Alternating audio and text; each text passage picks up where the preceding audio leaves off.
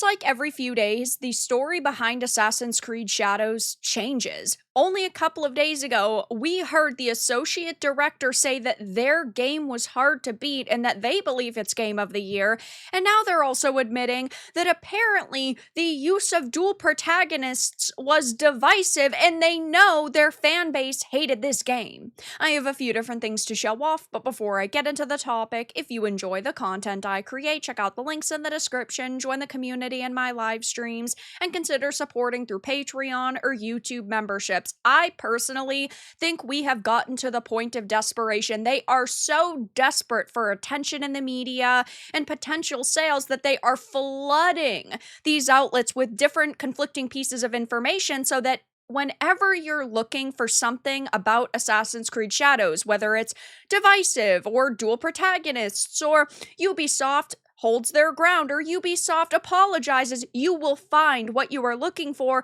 And so it's like they're trying to change public perception about their product, but by lying and not actually holding ground.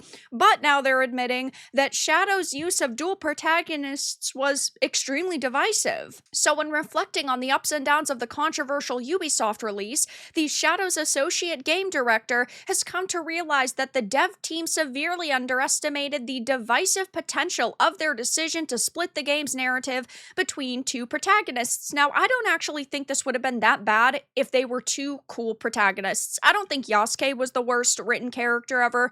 The problem, though, is that they had claimed it was going to be historically accurate, and it wasn't. He was a completely new, unique character that didn't resemble the original historical figure at all whatsoever. In a way, was all right for part of the experience, but by the end, in my opinion, she became quite insufferable, and she basically has the same story as Atsu, though regardless, we're talking about dual protagonists. From what I have seen, not being the main problem is the Yasuke situation, and that's what they're not really sitting here and addressing. So offering this look back on Noe and Yasuke's wild ride during a recent conversation with Games Radar, they begin with a brief overview of how Ubisoft Quebec's Shadows dev goals differed from those of past entries.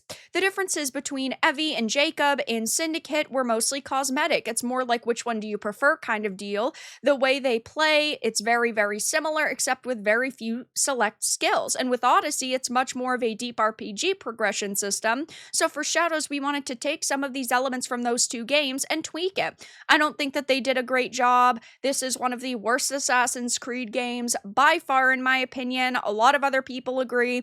And again, it's not just because of Yasuke and Noe and their abilities. It has to do with the way they implemented these characters 100%. This contrast, said the director, could also be seen in their playstyles, with the former embodying the classic assassin feel, and the latter intended to be much more of a closer character to Valhalla's Ivor or Odyssey's Cassandra.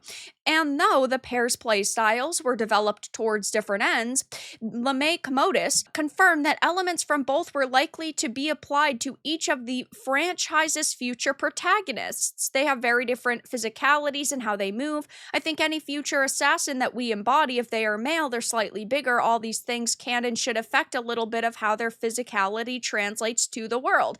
Noe flips all the time. She does all these things. It's very specific to her. I would say the flips are something that is very unique to Noe, and I don't have a problem with having two different playstyles. The problem is that Yasuke wasn't really an assassin at all whatsoever. He was just a big brute, and he was just bashing in his enemies' heads. Like, he did not feel like he fit into an Assassin's Creed game at all whatsoever. Offering a look at the franchise's horizon, they ultimately admitted that when it came to the concept of dual protagonists, Shadows had left them with some very stark lessons regarding its execution. Dual protagonists can be divisive along very strange lines, right? It's not just a, well, I prefer war, therefore I prefer Yasuke. Some people just don't like one character over the other, and they don't like to spend time with one. It was true that Evie and Jacob, but with Noe and Yasuke, it's more divisive, and we knew this. We knew going into it but I think it can split our fan base a little too, just a little. You clearly are not taking the lesson that gamers are trying to bestow upon you with these characters. You are not actually listening to our criticisms, or else you would know that this entire game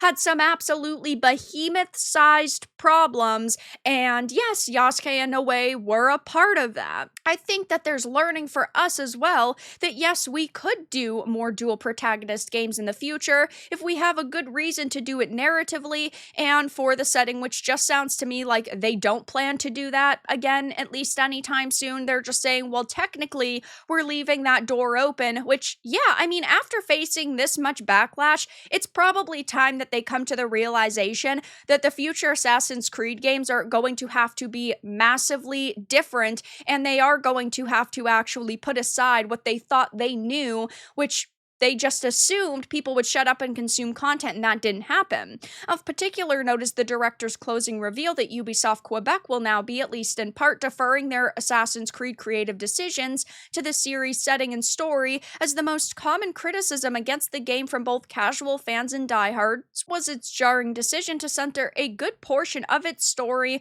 on a fictional version of the historical Yasuke, and on the heels of this terrible Attack on Titan crossover, and the sales apparently not being as strong as the media once led us to believe, Ubisoft has canceled the future Assassin's Creed Shadows DLC expansions, and they only have themselves to blame. I don't know why they thought this game was going to work in the first place. I don't know why they thought that adding Yasuke as a playable historical figure was going to work out for them. We had been asking for an Assassin's Creed game set in Japan for years. They had a golden opportunity to make a boatload of money, and instead they said, no, we're going to technically give people what they were asking for, but we're going to do it in the worst way possible. We are going to divide our fan base, and it was done intentionally. You are not going to be able to convince me, and of course millions of other people. Otherwise, there's no way they looked at this Attack on Titan crossover DLC and said to themselves, this is what our fans expect of us. This is a high level of quality. This is going to make people happy. Absolutely not. And I haven't heard anybody ask for an Assassin's Creed Shadows DLC except for the Claws of Awaji one that already came out. That one didn't do that good either, judging by how little the player counts actually went up, but it's not like the player counts were strong in the first place, at least on Steam, and the scores for this game are also not good. There's a reason why it's basically gotten snubbed at all of these award shows. There's basically a reason why now Ubisoft has to come out and release this conflicting information to try to convince people that, oh my gosh, you were misled about this game and it's actually so good, or oh hey, we are trying to listen to feedback and we understand it's divisive, to try to get critics on their side when really none of that's going to work. The game that you put out was absolutely trash and you deserve to fail for it, and Ubisoft has been facing a lot of problems, even Assassin's Creed Shadows aside. We had Skull and Bones, which was a quadruple A failure. X-Defiant was supposed to be the Call of Duty killer, and that is already dead. Star Wars Outlaws came out and it underperformed, even though it had the largest marketing budget they'd ever put towards a single video game, and Shadows failed to impress people as well. So we're talking about failure after failure, and it seems that they are so desperate for attention that they're trying to get anybody on their side that they can convince to listen to them, and I don't really think that this is going to work out too well for them in the future. But don't forget that just a few days ago, they said that they were hard to beat and that it was the best RPG in the series history, which is such a blatant and utter lie, and nobody agrees with them on that except for the shill media, and well, they're just looking really pathetic right now. But that's all that I really had to discuss in this video. Let everyone know your thoughts in the comments below. If you found this important and informative, make sure to give it a like, share it, and subscribe to the channel.